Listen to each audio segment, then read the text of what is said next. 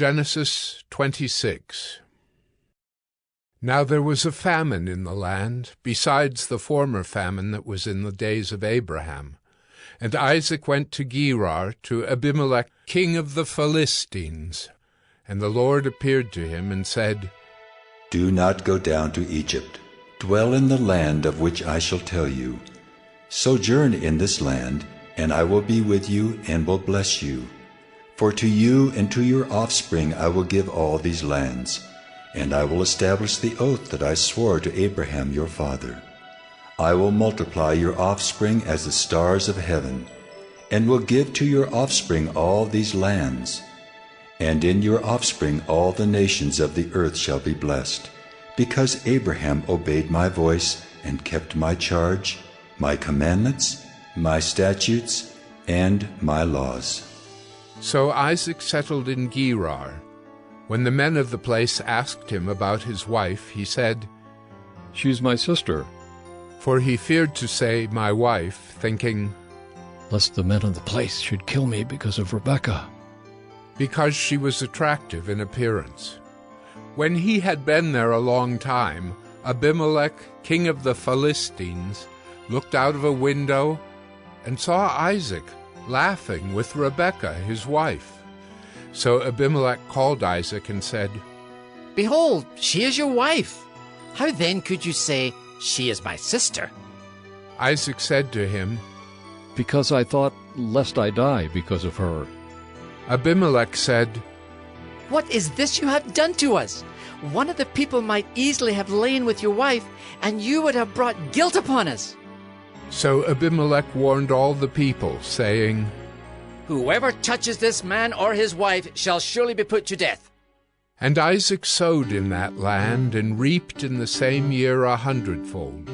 The Lord blessed him, and the man became rich, and gained more and more until he became very wealthy. He had possessions of flocks and herds, and many servants, so that the Philistines envied him. Now the Philistines had stopped and filled with earth all the wells that his father's servants had dug in the days of Abraham his father. And Abimelech said to Isaac, Go away from us, for you are much mightier than we. So Isaac departed from there and encamped in the valley of Gerar and settled there. And Isaac dug again the wells of water that had been dug in the days of Abraham his father, which the Philistines had stopped after the death of Abraham. And he gave them the names that his father had given them. But when Isaac's servants dug in the valley and found there a well of spring water, the herdsmen of Gerar quarreled with Isaac's herdsmen, saying, The water is ours. So he called the name of the well Esek, because they contended with him. Then they dug another well, and they quarreled over that also. So he called its name Sitnah. And he moved from there and dug another well, and they did not quarrel over it. So he called its name Rehoboth, saying, For now the Lord has made room for us, and we shall be fruitful in the land.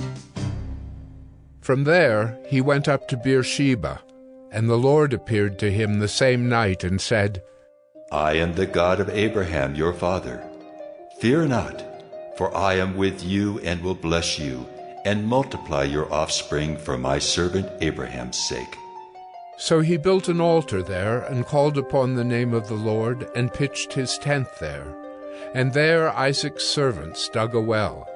When Abimelech went to him from Gerar with Ahuzzath his adviser, and Phicol the commander of his army, Isaac said to them, Why have you come to me, seeing that you hate me, and have sent me away from you?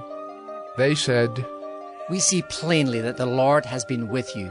So we said, Let there be a sworn pact between us, between you and us, and let us make a covenant with you, that you will do us no harm, just as we have not touched you and have done to you nothing but good, and have sent you away in peace. You are now the blessed of the Lord. So he made them a feast, and they ate and drank. In the morning they rose early and exchanged oaths.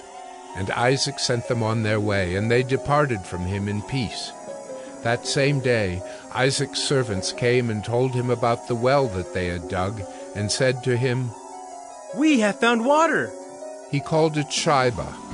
Therefore the name of the city is Beersheba to this day. When Esau was 40 years old, he took Judith, the daughter of Beeri the Hittite, to be his wife, and Basemath, the daughter of Elon the Hittite, and they made life bitter for Isaac and Rebekah.